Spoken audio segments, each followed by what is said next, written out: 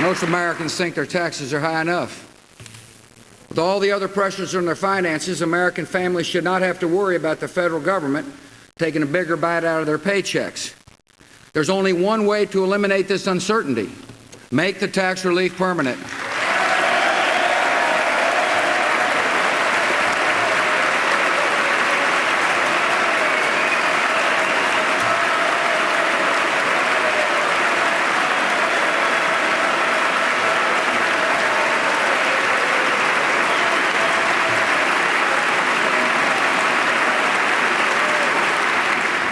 Members of Congress should know, if any bill raises taxes reaches my desk, I will veto it.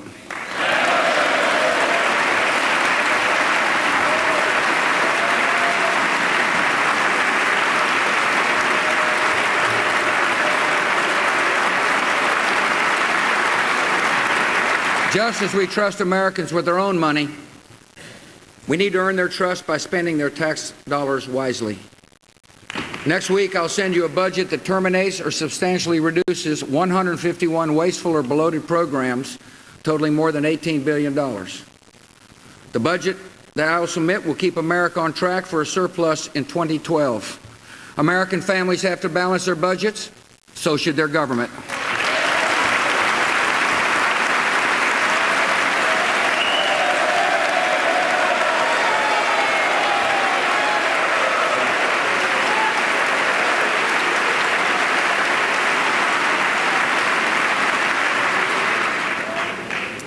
The people's trust in their government is undermined by congressional earmarks, special interest projects that are often snuck in at the last minute without discussion or debate. Last year, I asked you to voluntarily cut the number and cost of earmarks in half. I also asked you to stop slipping earmarks into committee reports that never even come to a vote. Unfortunately, neither goal was met. So this time, if you send me an appropriations bill that does not cut the number and cost of earmarks in half, I'll send it back to you with my veto.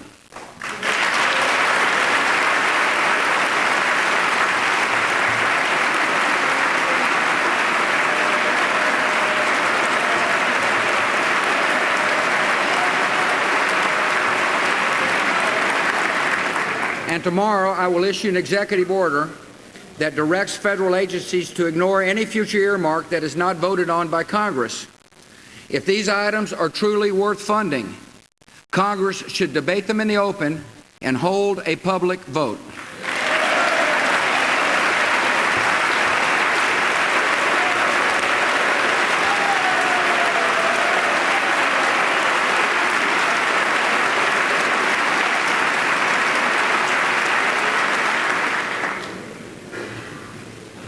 Our shared responsibilities extend beyond matters of taxes and spending. On housing, we must trust Americans with the responsibility of home ownership and empower them to weather turbulent times in the housing market. My administration brought together the Hope Now Alliance, which is helping many struggling homeowners avoid foreclosure. And Congress can help even more. Tonight, I ask you to pass legislation to reform Fannie Mae and Freddie Mac, modernize the Federal Housing Administration, and allow state housing agencies to issue tax-free bonds to help homeowners refinance their mortgages.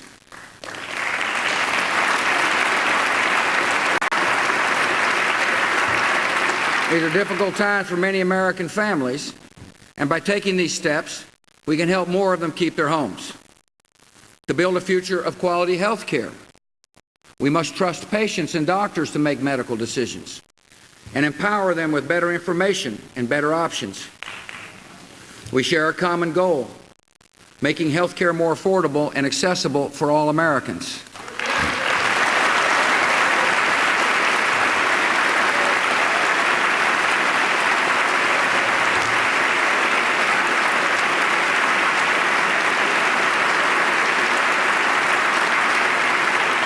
The best way to achieve that goal is by expanding consumer choice, not government control.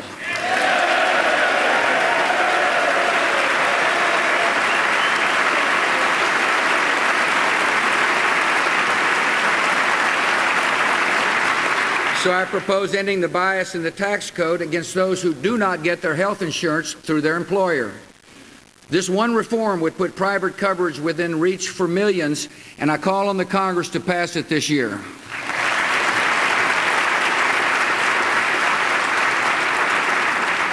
Congress must also expand health savings accounts, create association health plans for small businesses, promote health information technology, and confront the epidemic of junk medical lawsuits.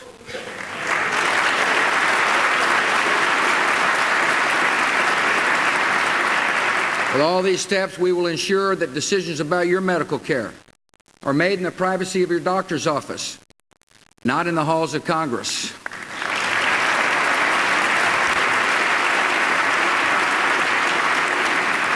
On education, we must trust students to learn if given the chance, and empower parents to demand results from our schools. In neighborhoods across our country, there are boys and girls with dreams, and a decent education is their only hope of achieving them. 6 years ago, we came together to pass the No Child Left Behind Act, and today, no one can deny its results. Last year, 4th and 8th graders achieved the highest math scores on record. Reading scores are on the rise. African American and Hispanic students posted all-time highs. Now we must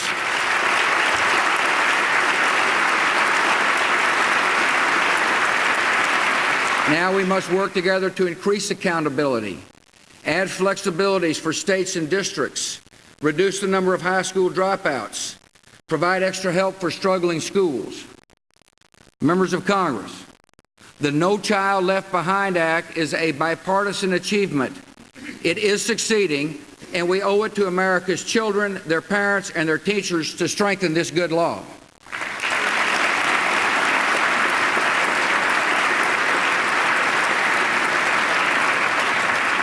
We must also do more to help children when their schools do not measure up. Thanks to the D.C. Opportunity Scholarships you approved, more than 2,600 of the poorest children in our nation's capital have found new hope at a faith-based or other non-public school. Sadly, these schools are disappearing at an alarming rate in many of America's inner cities. So I will convene a White House summit aimed at strengthening these lifelines of learning and to open the doors of these schools to more children. I ask you to support a new $300 million program called Pell Grants for Kids. We have seen how Pell Grants help low-income college students realize their full potential.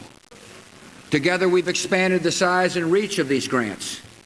Now let us apply the same spirit to help liberate poor children trapped in failing public schools.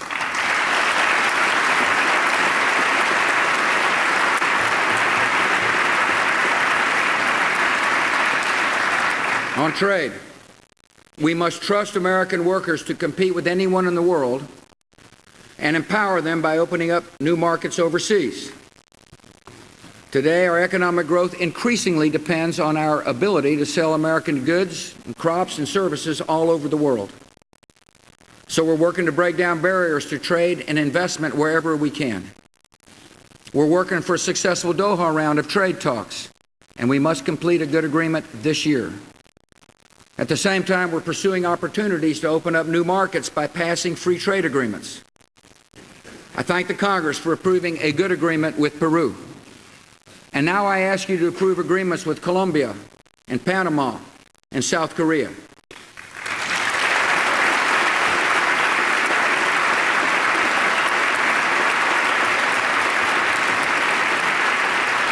Many products from these nations now enter America duty-free. Yet many of our products face steep tariffs in their markets. These agreements will level the playing field. They will give us better access to nearly 100 million customers. They will support good jobs for the finest workers in the world, those whose products say, "Made in the USA."